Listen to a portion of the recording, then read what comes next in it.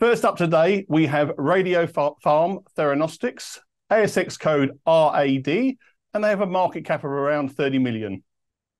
Radiopharm Theranostics are focused on the development of radiopharmaceutical products for diagnostic and therapeutic uses in areas of high unmet medical needs. We welcome back Radiopharm MD and CEO, Riccardo Canevari. Welcome back, Riccardo. Well, thanks a lot, Paul, for having me. Really glad to be here. So if we can go to the next slide, of course, our disclaimer, and then we can jump to the next. So we are in a very exciting sector in oncology. That's where companies focus on radiopharmaceutical are today. It was just last week when Lilly, a big pharma, announced an acquisition of 1.4 billion of Point Biopharma. The week before, Roche declared that they decided to enter into the space, and the same as Bayer and Novartis. So now we have, for the first time, big player in this sector. And the reason is this segment is considered to be probably one of the highest potential in terms of future growth in oncology, in particular in the solid tumor area. And also in terms of financial deals, in a moment where, you know, the window for IPO in the US is pretty much shut down, we had a very successful IPO from RayzeBio, another radiopharmaceutical company, just at the beginning of this month with almost $300 million as raised at the IPO. And in this, among these opportunities, we see there are only 14 companies that are currently public. And so we see this as a great place to be and a market with very strong potential ahead of us. But if we go to the next slide, here is more what we as Radiopharm Theranostics are proposing and what we think can be our value proposition. So first of all, our mission. We want to successfully fight cancer. This is our objective, and the way we want to do is by leveraging the innovation of radiopharmaceutical therapy. We do have a unique business model. The way we work is really by having a small team and do important partnership outside. With this reason, our internal cost, our SG&A, is extremely low. And all the investment that we receive from the shareholder are really going into preclinical and clinical development.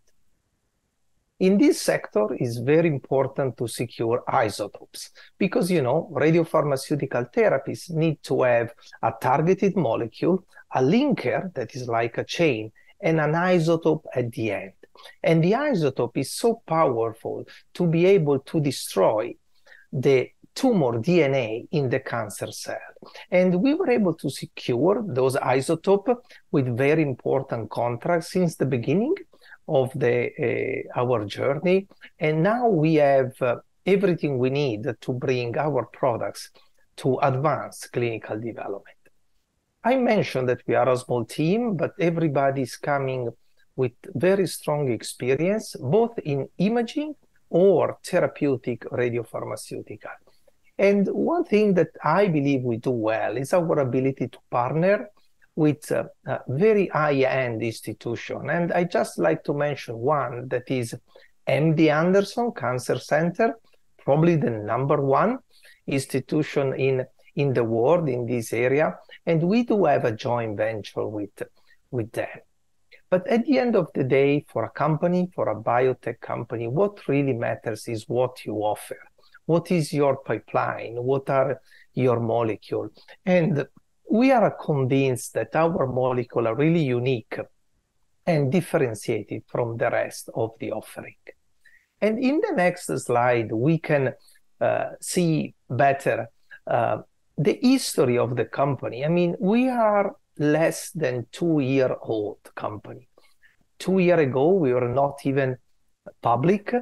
And we were able in mid-2021 to start the company with an injection of 20 million Australian dollar. We used this money to start building the team, and even more important, to in-license the first set of molecule We were able to go to IPO in November 2021 and raise an important amount of cash, 50 million Australian dollar. And we used 2022 really to set up the company to be sure that we have the right team player, we have the right pipeline, securing additional molecule to our pipeline. And we concluded the year with an additional capital raise in October of 10 million. So this has been the first 2 years, but what is now becoming evident is that our 2023 has been really dedicated to complete all the preclinical work that was needed. And now we are really in a situation where we are transitioning the company from a preclinical stage to a clinical stage company. And not with one, but with 4 assets. So a lot of work that maybe was not so visible in the previous quarter is now really getting to results that are important. Last week, we announced, in fact, that the ethics committee of Princess Alexandra Hospital in Brisbane give us approval to start our phase 1 therapeutic trial in patients suffering with non-small cell lung cancer. And we do expect in the next 3 months of this remaining quarter of the calendar year to have additional 3 important announcements with 3 different molecules, really transitioning the company from preclinical to clinical stage. In the next slide, we can see the more traditional way where you usually express the pipeline. We have 2 imaging and 2 therapeutic agents. These are our 4 priorities. The 2 imaging, our most advanced asset is called Pivalate, is an imaging agent for brain metastasis. We have successfully delivered phase 2A results last year. And now, because the trial was performed in UK, we are now completing the tech transfer to bring the technology to US and to start a multi-center trial, a phase 2B multi-center trial that is now happening in the next few weeks. So we are really excited to start with a phase 2B trial that for us is a late stage development for this molecule. Not only Pivalate, but also Trivaxin is an imaging agent for pancreatic cancer. We did receive already IND approval from FDA. We have received orphan drug designation for pancreatic cancer, and we are very close to start our phase 1 trial in US and precisely in New York City.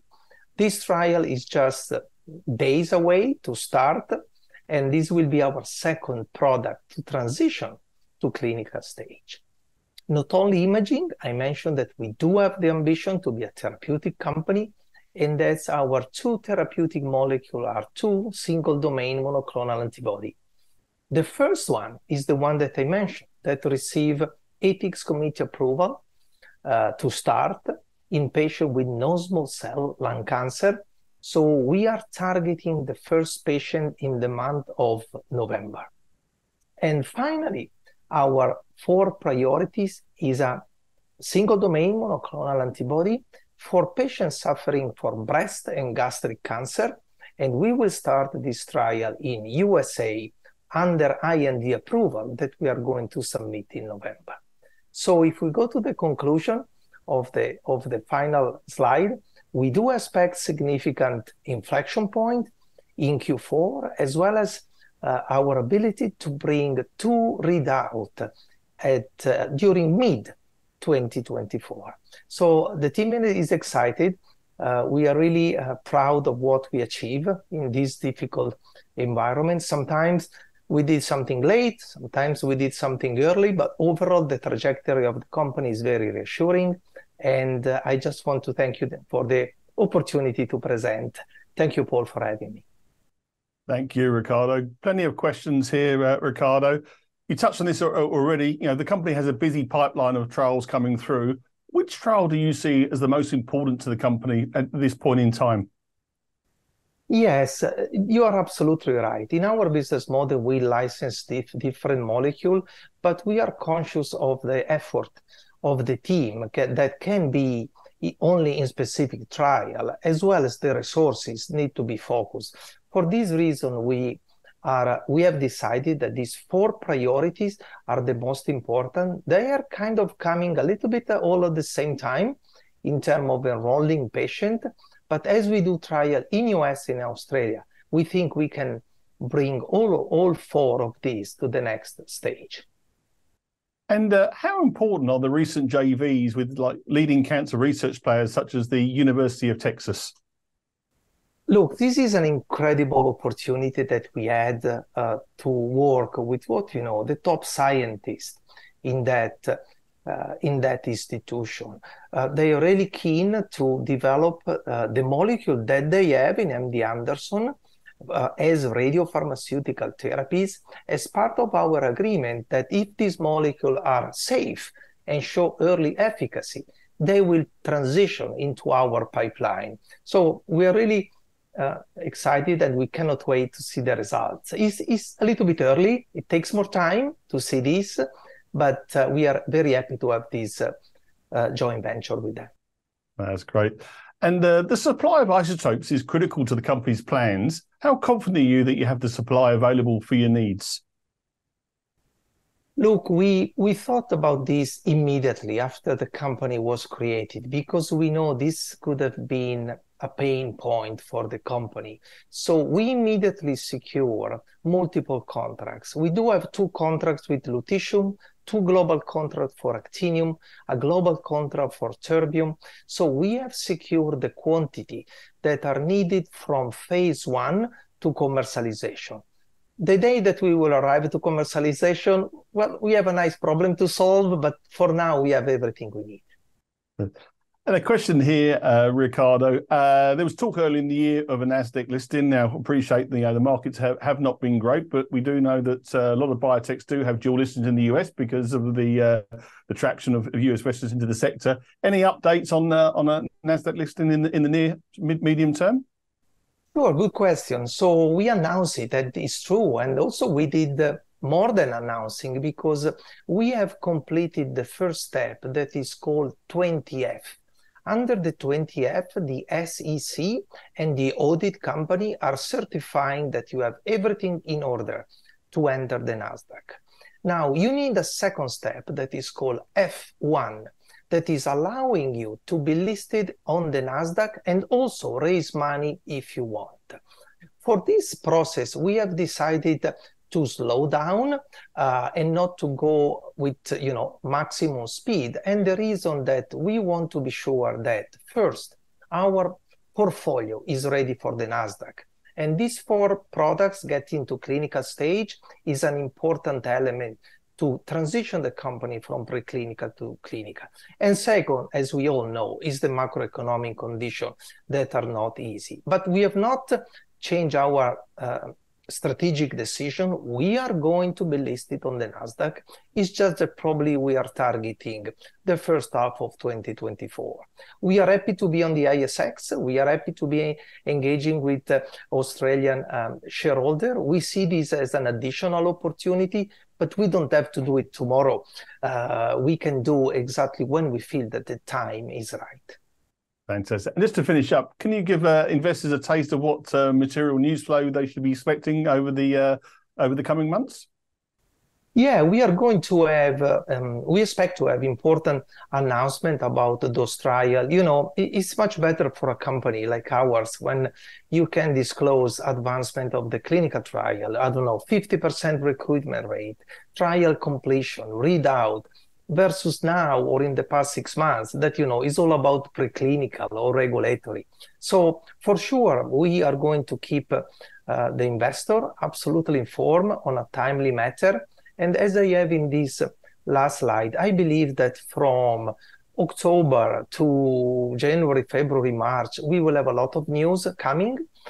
I have to be honest, some of these we would have expected probably a month ago or 6 weeks ago, but sometimes you have just, some obstacle that you need to solve. Clinical development is not linear, but what I like to say, no major problem, no safety problem, efficacy problem, nothing. So the company is progressing very well. Sometimes we are too aggressive with ourselves and we need to manage better the expectation, but I'm very happy with what we have achieved and what we are going to share with the market soon. That's great to hear. Riccardo, always a pleasure to have you on. I appreciate you coming from the States, saying it's a late hour there. There is a couple more questions. You do have the time to answer those offline. That'd be much appreciated. But you have a good evening. Thank you. Thanks a lot, Paul, and thanks for everybody for listening.